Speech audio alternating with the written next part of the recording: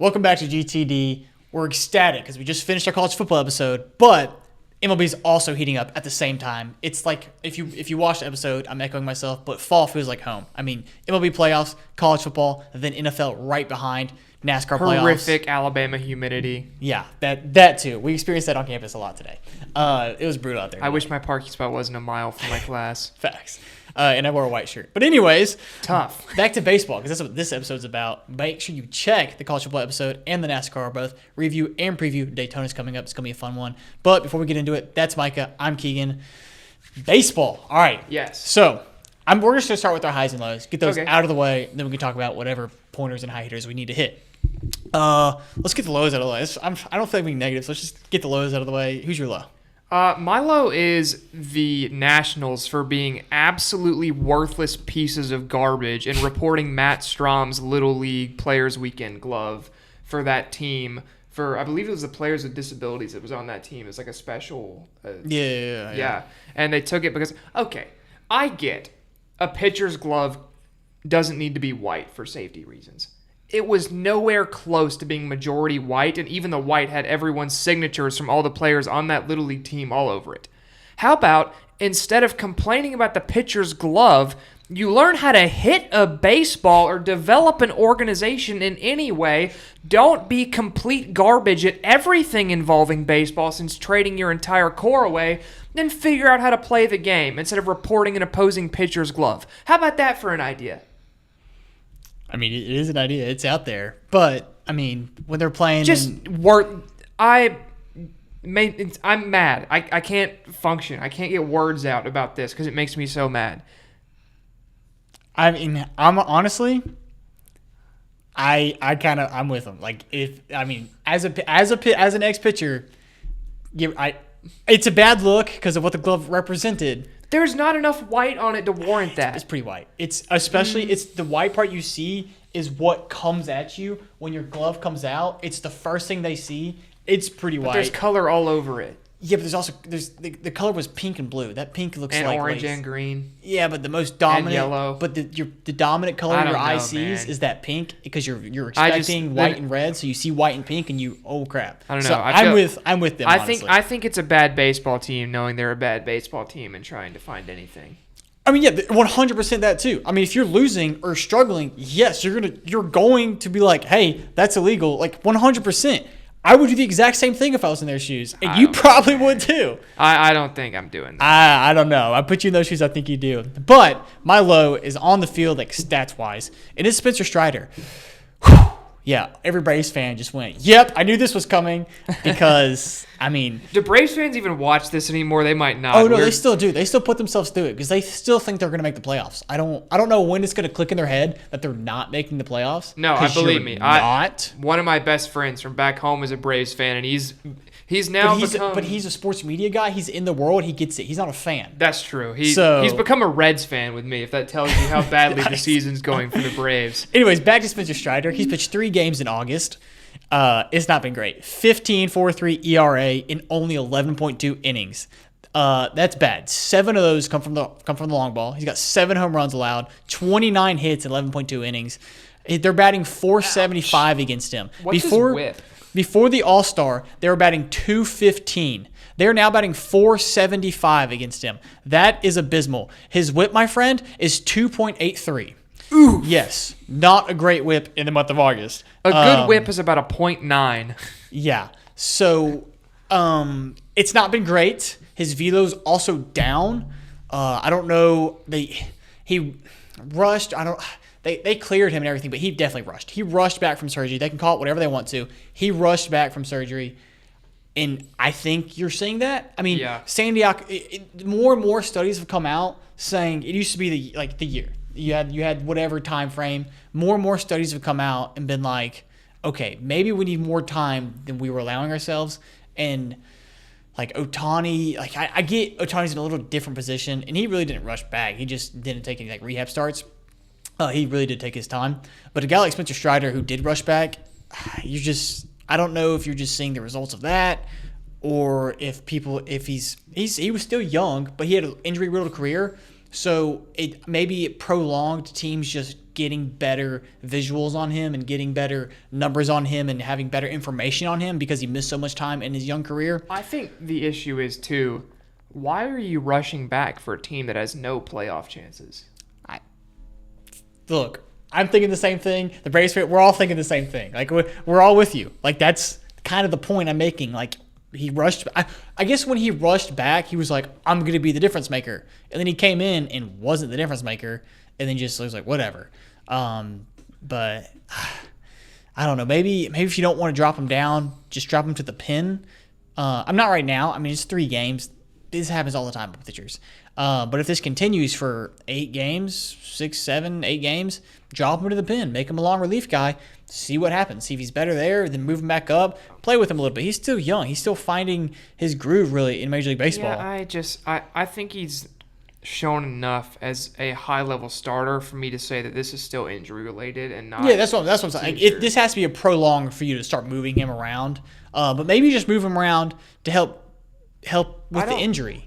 Maybe that's better as far as a recovery thing, kind of like rehab starts. I was about to say, if he still needs to play through injuries, shut him down and then rehab start him again. Yeah. I don't think you need to be throwing him in relief innings. Yeah, but I don't think we're there. I don't even think we're close. I mean, this happens all the time with guys. All right. But what's your high? I'm going to let you go first because I think we're going to end up talking about stuff for a while after mine.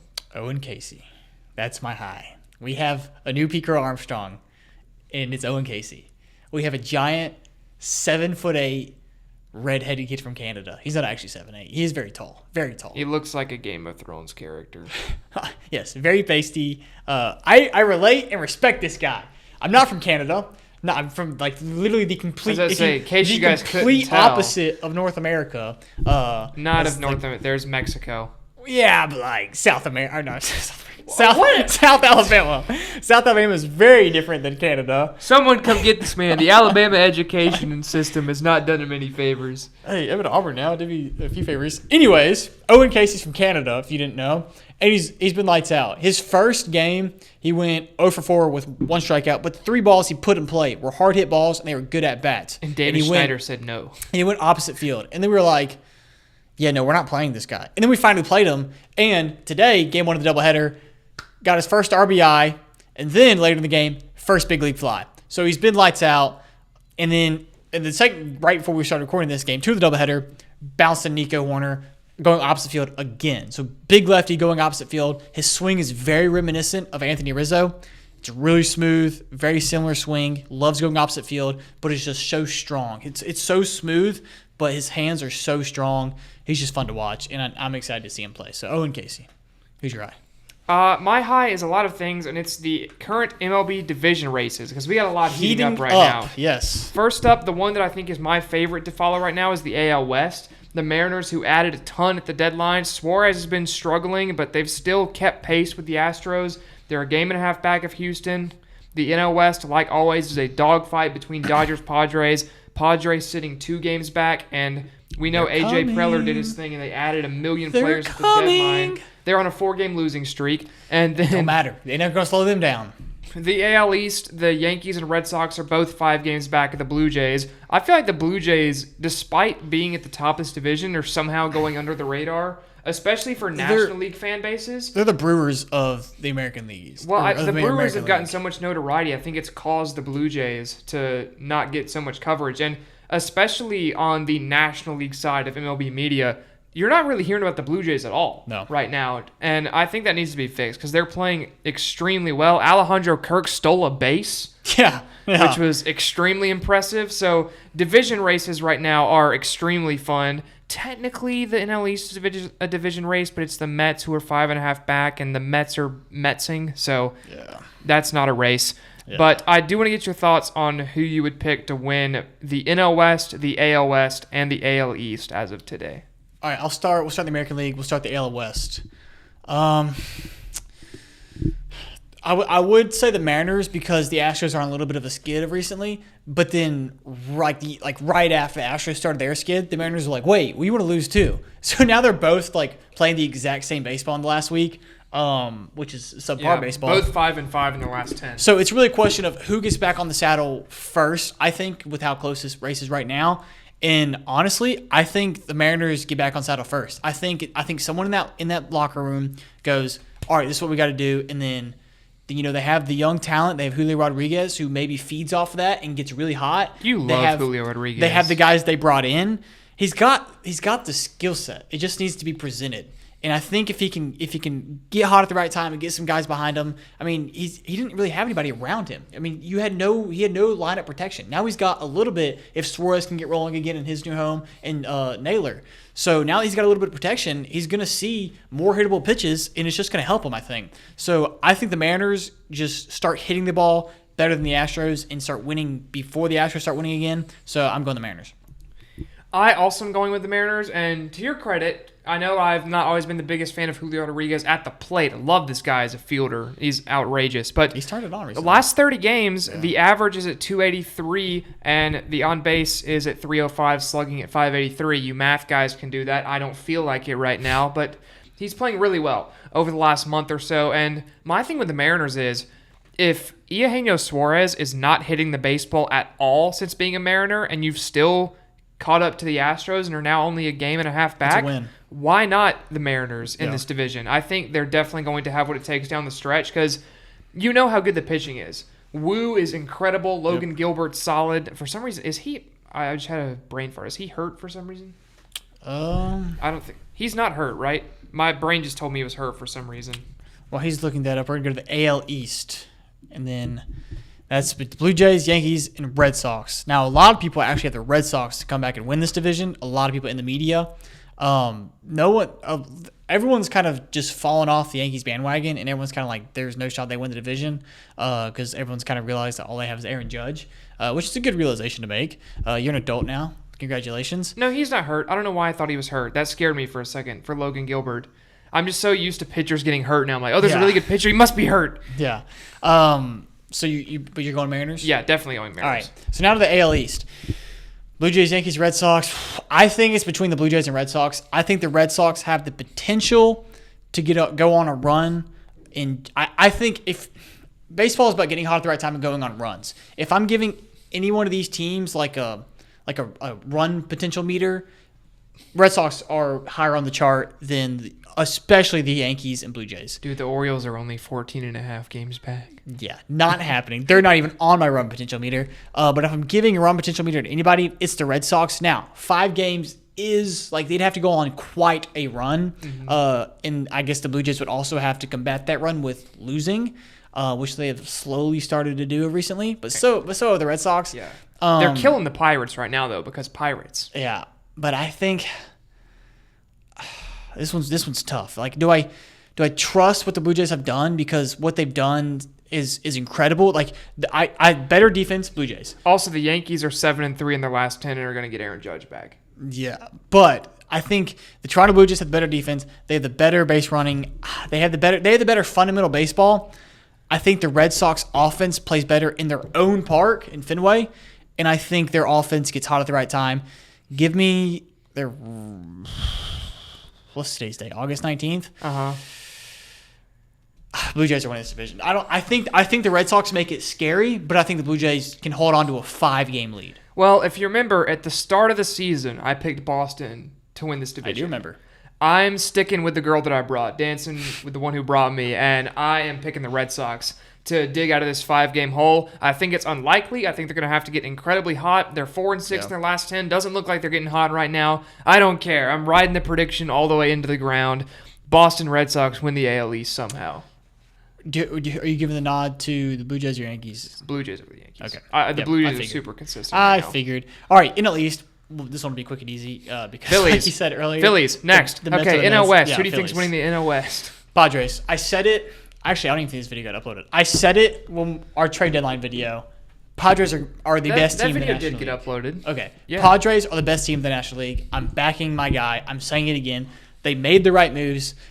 You can talk about prospects. That's a different conversation for a different day. The Padres, maybe not the most talented, but the way that team kind of melds together, they're one of the few baseball teams that have a very similar, as far as energy goes, pitching staff and hitting staff. A lot of teams have one side's like pitching's this way and hitting's this way. This team they're all like San Diego Padres, if that makes sense, which I think it kind of does. I kind of get you, yeah. Like it's kind of been passed down from the owner all the way to There's not like two separate factions. The in the same entire team. It feels like a organization unit. is just San Diego Padres, and that's really good for playoff baseball. We saw a little bit of it last year when they made that run they did in the playoffs last year, and I think it's just going to be better this year. So the Padres are winning this division. Well, even though they're only 35 games back, I am going to have to rule out the Rockies. I know a lot of people were wondering. No! Yeah. No Rocktober in 2025, sadly. And I'm torn on this one because everything in me wants to say the Padres are going to get hot. They're going to play well. The Dodgers pitching staff is too injured.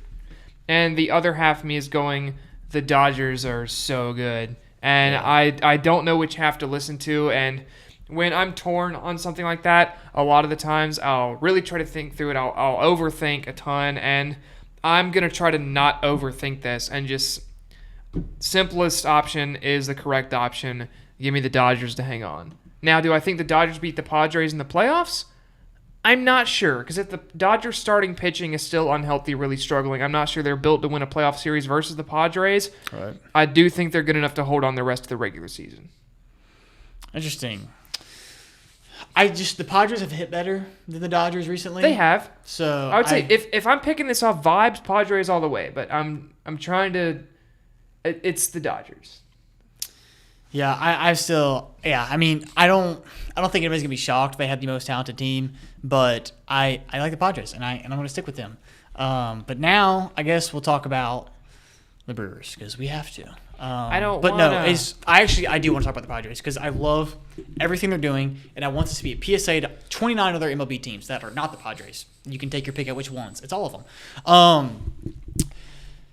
There's been a lot of guys come out from within the Brewers organization and talk about how they draft, how they develop, how they do everything. And it is so different than every other team. And it's almost worked every year, and it's almost worked every year. It's almost worked every year. And you've seen it with the pitching staff. You've seen them just turn guys that you've never heard of into guys who go out in free agency and get a bag. And now it's happening. It's finally happening with the offensive side of things. And I think it took a little bit just for it. Dude, why is Andrew Vaughn good now? But that one's not even about what I'm talking about because I'm talking about farm raised. He just got there and I guess was like, oh, this is what we do here? Sweet, I got you. Devil magic. Yeah. But the Brewers are just it's old school athletic baseball. Think about the guy on your team, whatever your team is, who doesn't get a whole lot of recognition, but if you're a baseball guy, in the back of your head going, he's one of our best hitters, but he just doesn't hit the home run ball. Like he's got 4 or 5 home runs this year, but he just hits. He just likes to hit and he hits and he takes the extra 90 feet. That's every guy on the Brewers. Every single one of them. Except for Contreras. Right. But other than that, but he's also he fits that defense. I mean, he threw out 2 of the fastest guys in Major League Baseball today. Like he fits that they're a complete team, offense and defensively. Like they're just so they meld together. They're so good together, and they just draft cerebral grinders, go get 'ems, the athletes. They draft baseball players. They don't look at your velo or your arm angle or your exit velocity or whatever, or your power numbers or what your power ceiling could be. They look at athletes and they turn athletes into baseball players, but they turn baseball players into better baseball players because they take guys who want to be better baseball players more than the guy next to them. Like they don't take their prospects, the guys that are performing on the field weren't top 100 prospects. They don't have a lot of those playing. It's guys who outworked the other guy, and I think that's a testament to how dedicated they've been to how they're going to develop players, and it's just finally culminating. As much as I dislike the Brewers, I really do like the organization and how they're doing things. I just dislike them. Yeah, I don't like them, but I have to respect them. Yeah. And I think that it is going to be interesting to see now. You mentioned it's not a ton of big-name prospects. Now they're starting to arrive. Mizorowski, highly touted for a while. Quinn Priester, former top 100 prospect who flamed out with the Pirates. Yeah. Brewers acquired him. Career rehabilitation. Churio is still young and having phenomenal seasons. Churio. Jesus Made down at the minors. When he gets there, how good is he going to be by the time he gets all the way through the Brewers system? Mm-hmm. This is a scary organization. And they completely own the Reds, by the way. The Reds haven't won a series against the Brewers in the last 14 tries, I believe. So I don't particularly love playing them. I think it's a bad experience all the time. And whenever the Brewers finally figure it out in the postseason, I think they're going to be one of those teams where once it clicks once, it's going to be very hard to knock them out again. I think Pat Murphy's got him. I think they had somebody else who wasn't Pat Murphy, who was a little too analytical for the playoffs because, like we mentioned earlier in the show, you play your hot hand in Would the playoffs. that person happen to be on the Cubs staff now? Yes, he would. It's Craig Counsell. Nothing is Craig. I think Craig Counsell is a great baseball manager. I just think sometimes he's too reliant on what his iPad is telling him. Yeah, I think sometimes Terry Francona is too reliant on how baseball was in the 1970s. Right, but sometimes in the playoffs, you just got to ride your hot hand, and there's some managers who are hesitant to do that just because numbers are telling them that the hot hand is going to be very cold very soon. But they just won 13 games in a row. I mean, with pocket. Stop by the Reds. We beat them. With we pocket. Okay, don't even bring up that you don't deserve that win because you had two abysmal losses. But they won with pocket pancakes. Talk about it. So I don't think pocket pancakes are analytical. So like I think they're gonna ride their hot hand, and I think Pat Murphy's got them this year. Yeah, I don't want to see it because they're my division rivals, but they're definitely looking very, very good. And I know that this is obviously cliche, but this team feels different than a lot of Brewers teams over the past years that have stacked up these good regular seasons. They feel same but different. It's because the division's harder now. Yeah. There are better teams in the NL Central. It's not just the Brewers walk away and maybe the Cubs or the Cardinals are okay and everyone else is garbage. Yeah. It's a solid division this year with possibly 3 playoff teams if the Reds can overtake the Mets, but and the Brewers are still walking away. Yeah. And I think that's very impressive. But that is all we have for baseball today. If you want to check out our NASCAR Richmond review, that's out on the channel. Our first college football episode is out on the channel by now as you're seeing this.